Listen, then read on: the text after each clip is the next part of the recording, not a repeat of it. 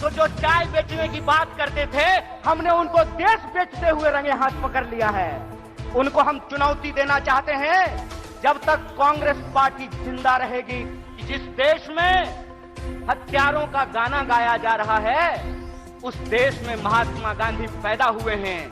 दोस्तों, ये हम सबके लिए बड़े गर्व की बात है कि देश की सबसे पहली और सबसे पुरानी राजनीतिक दल, जो एक राजनीतिक दल नहीं है, जिसने आज के भारत का नींव रखा है, उस पार्टी का हम स्थापना दिवस मना रहे हैं। ये हमारे लिए गर्व की बात है। जब हम अपने पार्टी की स्थापना दिवस मना रहे हैं, तो हमको कुछ बात अपने दिमाग में, अपने जहन में उतारने की जरूरत है। सबसे पहली बात यह है कि जब हम नागपुर में यहां मना रहे हैं, तो जो लोग नागपुर को संघ भूमि बनाना चाहते हैं, उनको हम चुनौती देना चाहते हैं, जब तक कांग्रेस पार्टी जिंदा रहेगी, जब तक इस देश में एक भी कांग्रेसी कार्यकर्ता जिंदा रहेगा, अपने रक्त के आखिरी कतरे तक नागपुर को संघ भूमि नहीं, दीक्षा भूमि बना करके रखेगा। इस बात को याद रखिएगा। इस बात को याद रखिएगा कि जिस देश में हत्यारों का गाना गाया जा रहा है, उस देश में महात्मा गांधी पैदा हुए हैं। और महात्मा गांधी ने जिस पार्टी को बनाया है, जब तक वो पार्टी जिंदा रहेगी, तब तक आप इंसान को इंसान से नहीं लड़ा सकते हैं। हम बोलते रहेंगे, रघुपति राघव राजा राम, पतित पावन सीताराम, ईश्वर अल्लाह तेरो नाम, सबको सन्मति दे भगवान। हम यह तराना गाता रहेंगे। इस बात को याद रखिएगा। और जब आज हम पूरे देश को यह संदेश देना चाहते हैं भारतीय राष्ट्रीय कांग्रेस की तरफ से कि हैं तैयार हम, तो किस बात के लिए तैयार हैं हम तैयार हैं इस देश के संविधान की रक्षा करने के लिए।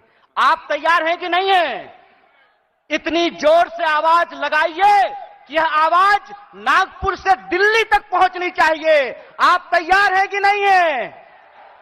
हम तैयार हैं इस देश की जमहूरियत को बचाए रखने के लिए। हम तैयार हैं इस देश में कमर तोड़ महंगाई को समाप्त करने के लिए। हम तैयार हैं इस देश के नौजवानों को रोजगार मुहैया कराने के लिए। हम तैयार हैं महिलाओं के ऊपर होने वाले अत्याचार को समाप्त करने के लिए। हम तैयार हैं आजाद देश में आजादी की रक्षा के लिए। हम तैयार हैं, यह हमारा संकल्प है। और जब हम इस संकल्प को दोहरा रहे हैं, तो एक चुनौती भी हम लोगों को समझना पड़ेगा भाइयों। चुनौती यह है कि आप में से बहुत सारे लोगों को एक अनुभव हुआ होगा कि जब आप किसी पॉकेटमार को ट्रेन में पॉकेटमारी करते हुए पकड़ लेंगे, तो पॉकेटमार इतना चालाक होता है कि वही जोर से चोर चोर चिल्लाना शुरू कर देता है। बोलिए, होता है कि नहीं होता है?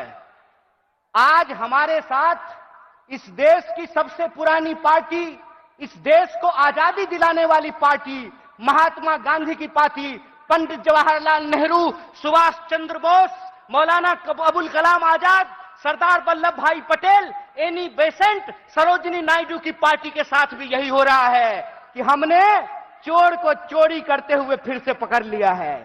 हमने इनको अंग्रेजों के साथ चाय पर चर्चा करते हुए देखा था, तो जो चाय बेचने की बात करते थे, हमने उनको देश बेचते हुए रंगे हाथ पकड़ लिया है। और जब हमने उनको देश को रंगे हाथ बेचते हुए पकड़ लिया है, तो पॉकेटमार को जब पकड़ लीजिएगा तो वो चोर चोर चिल्लाने लगेगा। वो कहते हैं कि कांग्रेस इस देश में भ्रष्टाचार लेकर के आई। एक सवाल हम पूछना चाहते हैं, आज आप कांग्रेस के नेताओं के घर पे ईडी भेजते हैं। परसों जया शाह के पिताजी से वही कांग्रेस का नेता अगर फोन पे सेटिंग कर ले, तो वो ईडी जो है अपना रास्ता कैसे भूल जाती है, वो पता कैसे भूल जाती है? इसका मतलब यह है कि जो पार्टी देश की पार्टी है, उस पार्टी को देश के आम लोगों के नजर में बदनाम किया गया है। और देश के आम लोगों के नजर में इसलिए बदनाम किया गया है कि अगर आप कांग्रेस के प्रति अपनी भावना छोड़ देंगे, तो देश में कोई आपकी बात करने वाला नहीं रहेगा। इस बात को याद रखिएगा। इसीलिए इस मंच से मैं आप तमाम लोगों से एक बात की अपील करना चाहता हूं कि हे कांग्रेस के कार्यकर्ताओं, जब आप चाय की दुकान पर बैठते हैं, जब आप ट्रेन से यात्रा करते हैं, जब आप बसों में चलते हैं, जब आप खेतों में चर्चा करते हैं, दफ्तरों में चर्चा करते हैं, तो एक बात को याद रखिएगा, एक बात को याद रखिएगा कि सामने वाला जब आपको जलील करता है ना, तो वो आपको जलील करने से पहले अपने मां बाप को जलील कर रहा होता है, अपने पूर्वजों को जलील कर रहा होता है, क्योंकि कांग्रेस पार्टी इस देश का इतिहास है, वर्तमान है और इस देश की आम आवाम का भविष्य है। यह बात हमको समझना पड़ेगा। हमको समझना पड़ेगा कि कांग्रेस पार्टी अंग्रेजों से लड़ करके इस देश को आजादी दिलाई। आजाद भारत में पहली बार ऐसा हुआ कि दलितों को और ब्राह्मणों को बराबरी का वोट का अधिकार मिला। आजाद भारत में पहली बार ऐसा हुआ कि महिलाओं और पुरुषों को बराबरी का वोट का अधिकार मिला। आजाद भारत में पहली बार ऐसा हुआ कि राजे राजवाड़ा का वोट भी एक और नाली में उतर करके गटर साफ करने वाले का भी वोट एक, ऐसा भारतीय राष्ट्रीय कांग्रेस स्थापित करके आई। मैं कहता हूं कि जिस पंडित जवाहरलाल नेहरू को लोग आज संसद में खड़ा होकर के गालियां देते हैं, याद रखना मेरे दोस्त, अगर पंडित जवाहरलाल नेहरू नहीं होते तो झूठ ही सही तुम ये बात आज बोल नहीं पाते कि एक चाय बेचने वाला भी देश का प्रधानमंत्री बन सकता है। कांग्रेस का इतिहास यह है कि हम इस देश की आम आवाम के लिए लड़े थे, लड़े हैं और लड़ेंगे। इसीलिए माननीय मल्लिकार्जुन खड़गे साहब अपने 50 साल के राजनीतिक इतिहास में एक कांग्रेस के आम कार्यकर्ता से भारतीय राष्ट्रीय कांग्रेस के राष्ट्रीय अध्यक्ष बने हैं। यह है कांग्रेस पार्टी का लोकतांत्रिक इतिहास, यह है इस देश का इतिहास। इसीलिए आप तमाम कार्यकर्ताओं से मैं अपील करना चाहता हूं कि आज जो देश की हालत है, जिस तरीके से किसान आत्महत्या कर रहे हैं, जिस तरीके से हर नौजवान आत्महत्या कर रहा है, इसीलिए हमको इस संकल्प के साथ चलना पड़ेगा कि ये हमारी कांग्रेस है, हम सब की कांग्रेस है, यह हमारा देश है, हम सब का देश है और इसको बचाने के लिए अपने शरीर के आखिरी खून के बूंद तक हमको संघर्ष करना पड़ेगा। तो आप बताइए, चुनावी हार जीत अपनी जगह पे है, देश बचाने के लिए, संविधान बचाने के लिए, सबको शिक्षा के लिए, सबको काम के लिए आप तैयार हैं कि नहीं हैं? अगर आप तैयार हैं तो आखिरी बात बोल करके मैं अपनी बात को खत्म करूंगा। हमारी रगों में उन पूर्वजों का खून बहता है जिन्होंने इस देश को अंग्रेजों की 200 साल की गुलामी से आजादी दिलाई थी।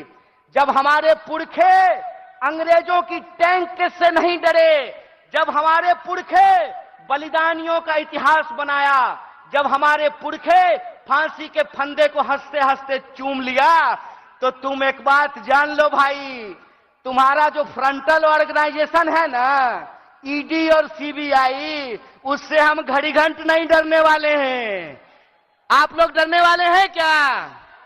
तो इस देश की बचाने की लड़ाई में सबको शिक्षा के लिए, सबको काम के लिए और इस देश के हर आवाम को बराबर के आत्मसम्मान के लिए आप संघर्ष करेंगे कि नहीं करेंगे?